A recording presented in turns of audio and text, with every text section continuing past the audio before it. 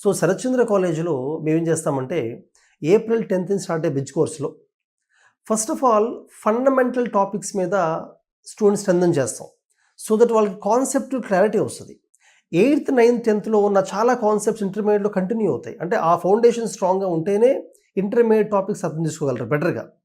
కెమిస్ట్రీలో atomic structure continue అవుతుంది. Chemical bonding స్కూల్లో అర్థమైతేనే ఇనార్గానిక్ కెమిస్ట్రీ మొత్తం చేయగలుగుతారు ఇంటర్మీడియట్లో.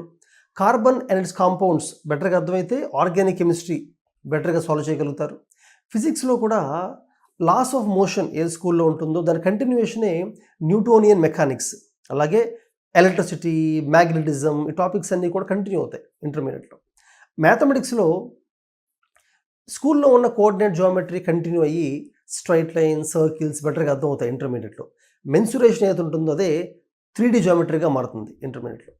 అలాగే లిమిట్స్ కంటిన్యూటీ బెటర్గా అర్థమైతేనే ఇంటిగ్రల్ అండ్ డిఫరెన్షియల్ క్యాలిక్యులస్ బెటర్గా అర్థమవుతుంది.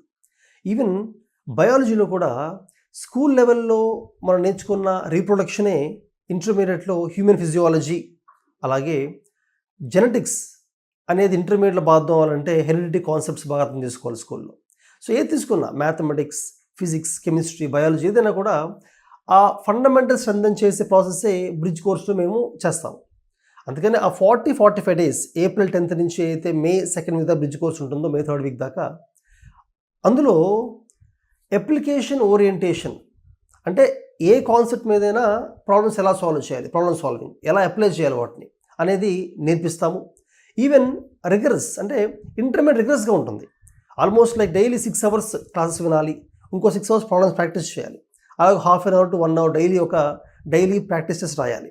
సో అటువంటి కరికులంకి అడాప్ట్ అవ్వాలంటే ఒక ట్రాన్సిషన్ అవసరం. అదే ఈ బ్రిడ్జ్ కోర్స్.